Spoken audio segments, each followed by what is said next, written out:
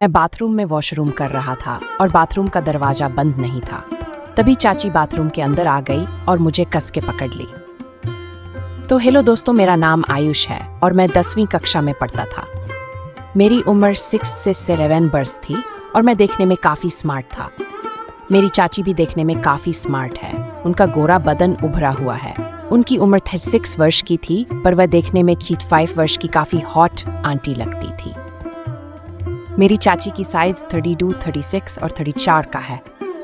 उनके फैमिली में कुल 4 लोग रहते हैं। एक बेटा और एक बेटी है, जो अब वह दोनों अपने नानी के गांव रहते हैं और चाची के पति बाहर विदेश में रहते हैं। तो अब चाची बिल्कुल अकेली रहती थी घर में।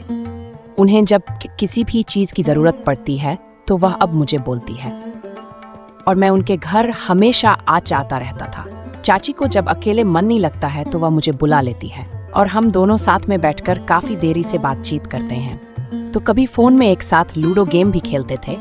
एक दिन जब हम दोनों साथ में बैठकर फ़ोन में लूडो खेल रहे थे, तभी चाची के साड़ी का पल्लू उनके बदन से गिर गया और उनके चोली के अंदर वाला बड़ा गुब्बारा साफ साफ दिखने लगा। मैं खेल भी रहा था और उनके बड़े बड़े गुब्बारे भी देख रहा था। उनके गुब्बारे देखता था तो मेरे अंदर गर्मी बढ़ने लगती थी।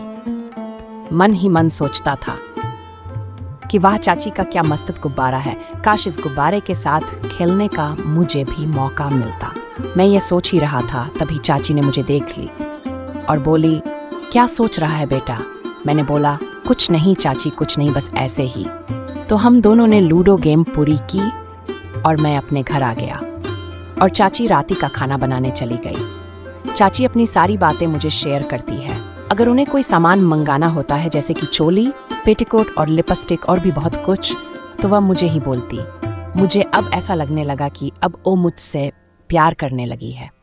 one दिन की बात है, चाची ने मुझे अपनी घर बुलाई और बोली कि बेटा आयुष, तुम बाजार जाओगे। मैंने बोला, हाँ बोलिए, क्या लाना है? तो वो बोली, एक लाल रंग की चोली और एक लाल रंग की पेटीकोट और एक पारदर्शी नाइटी लेते आना। मैंने बोला, ठीक है चाची। तो मैं बाजार गया और लाल रंग की चोली, पेटीकोट और एक पारदर्शी नाइटी लाकर चाची को दे दिया। और मैं घर जा रहा था तो फिर चाची ने बोली कि बेटा आयुष, शाम को मेरे घर आना। तो मैंने कहा, ठीक है चाची। तो शाम हुआ और मैं चाची के घर गया तो चाची को देखा तो देखते ही रह गया।